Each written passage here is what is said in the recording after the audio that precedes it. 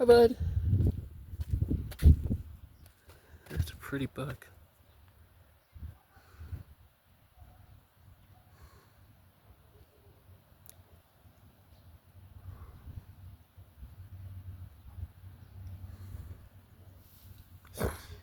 Oliver Martin.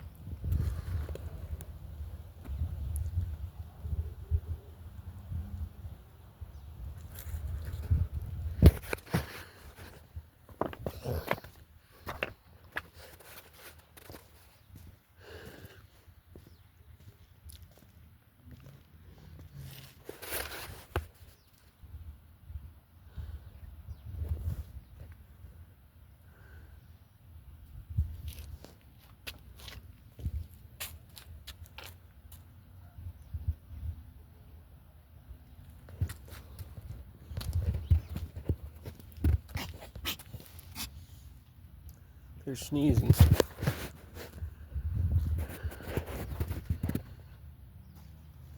There's Z, Blackie,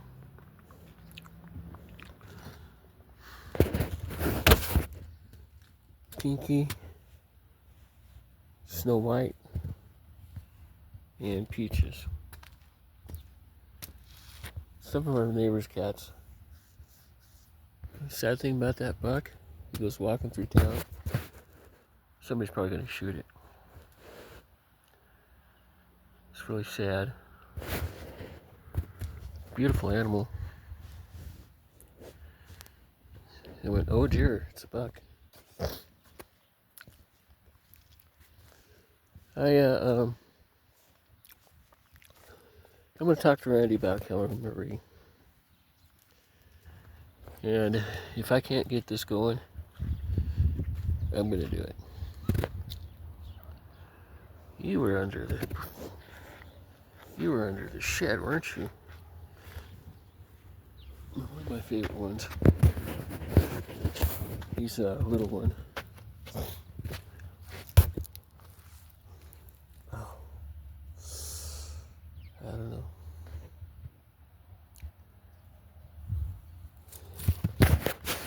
I start to worry about Randy, but I talked to him a couple times today already.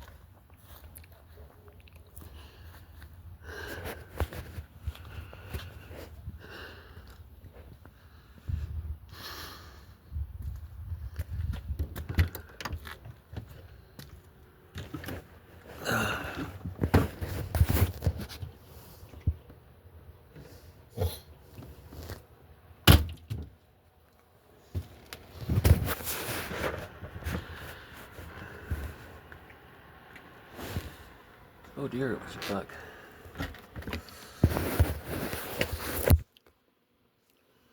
I filled the cat's bowls all the way up the top. And I gave him fish this morning. So there's some pretty happy campers out here. Gonna go to the store and buy a belt. I don't think I need it though. I think I figured these pants out. Yeah, that's cat food.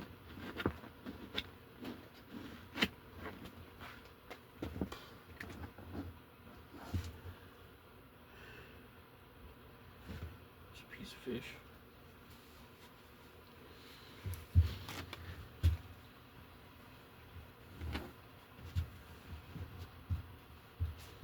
Randy works. There it is. I don't know for it, certainly.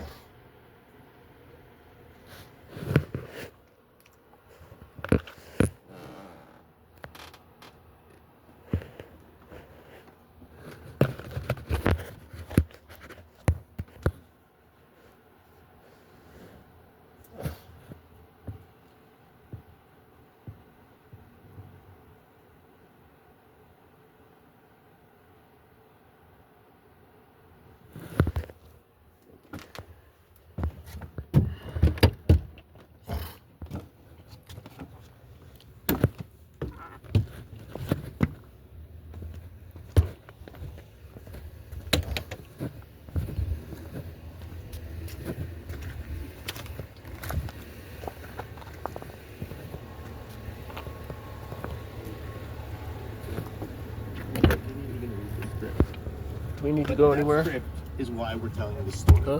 Why you probably already know Keiko To the is, park? even if it's by a different name. Second, The studio I know that. proposal was the American movie powerhouse, Warner Brothers. And Keiko was about to get the name How was you might dinner? know him by. Willie. Free Willie. Was it good? Huh? If you're my age, mid-40s, you've probably seen the movie. But if not, isn't or quite it's done. been a minute, here's a quick refresher.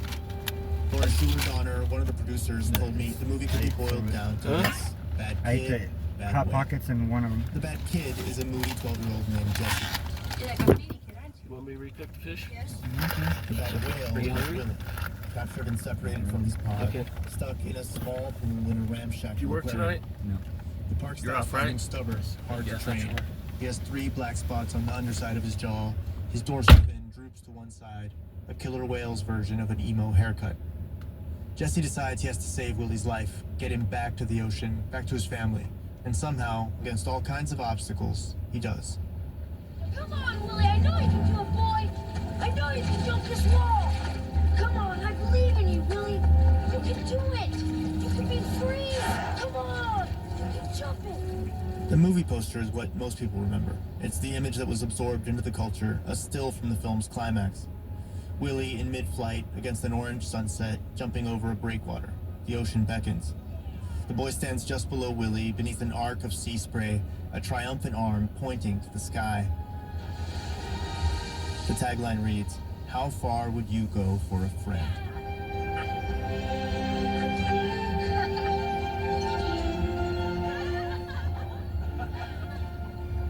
When it came to who would play Willie, it wasn't like Warner Brothers had a ton of killer whales to choose from.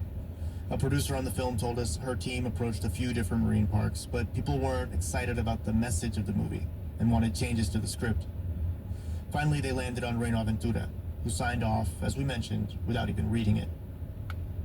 And Keiko, it turns out, was perfect for the part. So, for the film to work, the producers needed something very specific, a kind of sad-looking whale living in less than ideal conditions. They needed a whale kids would feel sorry for, a whale children would want to save. And the fact is, while Keiko might have been happy, he wasn't actually that healthy. He was a couple thousand pounds underweight. Not because he was underfed, but probably because the warm water affected his appetite. He had a skin rash too, something called papillomavirus, which looked bad, even though the veterinarian at Reno Aventura said it wasn't that serious. But most striking of all was his tank. It was small, disturbingly small. One of the film producers joked it was smaller than some swimming pools in Beverly Hills. The water he swam in wasn't even seawater, just fresh water with salt added. Renata says they checked the salt levels frequently and they weren't under any illusions that Keiko's living conditions were ideal. She told me Reno Aventura looked into building a larger pool, but just couldn't make it work financially. So strip away for a moment almost everything I've told you. Forget the love and the games and the trainers and the fans, and see instead what the camera sees. That fish wasn't A smaller than average killer whale with a droopy dorsal fin, swimming alone in a tiny, shallow fish was pool. raw. He I was gave you the wrong exactly pieces. what the movie required.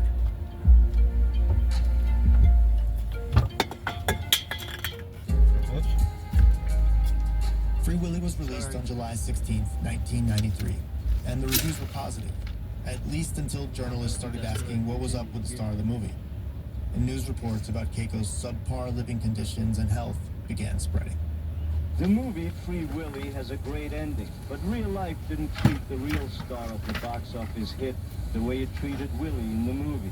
Not at all. News tonight that will surely upset all those children who saw the movie Free Willy this summer. The whale that starred in the movie is sick and may die unless his living conditions are improved. Soon enough, Keiko had gone from Mexico's beloved pet to Mexico's dying orca, and kids around the world were not happy. I'm writing this letter to ask you to consider helping the killer whale, Keiko, in Mexico. We would like everybody to donate $1, and we'd get lots of money so we can try to help save this whale. Here's this whale that people have made millions off of, and now he's just sitting in this tank dying. I don't think Keiko deserves to die.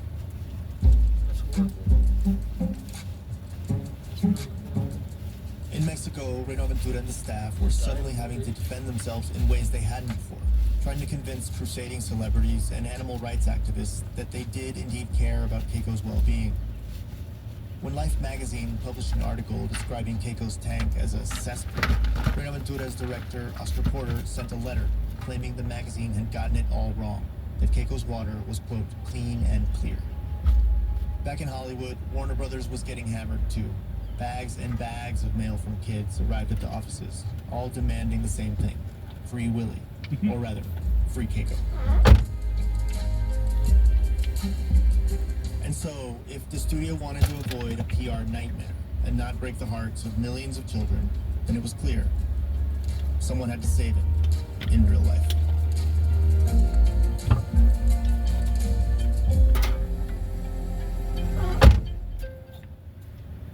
Danielle Alarcon.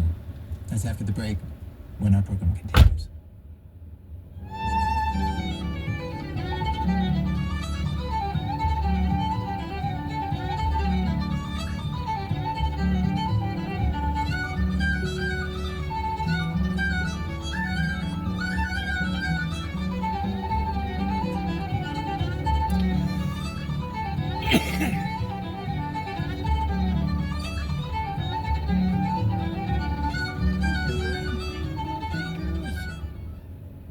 This American Life. We pick up the story of Keiko, where we left off.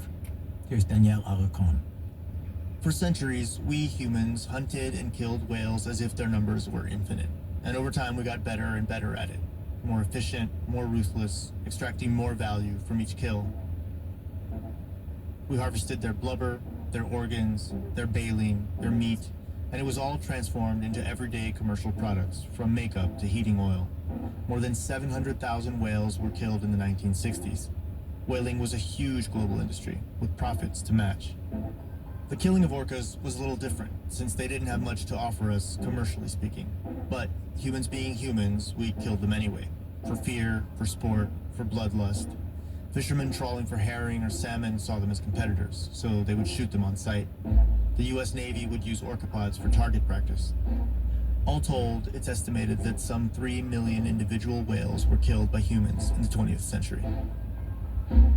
By the early 1970s, scientists understood that whales were far more scarce than we'd all previously thought, and began warning that the steep declines they were seeing in wild populations might be irreversible. In response, the Save the Whales movement was born, with the goal of ending commercial whaling worldwide, a bold, quixotic idea to convince the countries that still practice whaling to simply stop. I'm telling you all this because, in a way, everything that happens to Keiko a couple of decades later is a result of it, of this idea that these creatures were worth protecting. And it's also when this next significant person in Keiko's life enters the story, a guy by the name of Dave Phillips. I was pretty young then. I was like 2 years out of college. It was the late 70s. The Save the Whales campaign was just starting to pick up steam, and Dave wanted in. So he packed up his life, drove his turquoise Volkswagen Rabbit out to California, and soon joined the movement to do his part. I was green. There were other people there that were a lot more experienced than I was. I was more likely to be out there with hiking boots and long hair and just getting dirty. So yeah, he was kind of a hippie, but he was a hippie with a degree in biology. Now he was too impatient to spend his adult life in a lab studying the minutiae of wildlife without doing anything to save it. Given the scale of the environmental crisis he saw, science moved too slowly for him. The central message for the Save the Whales campaign is simple. Whales are not commodities.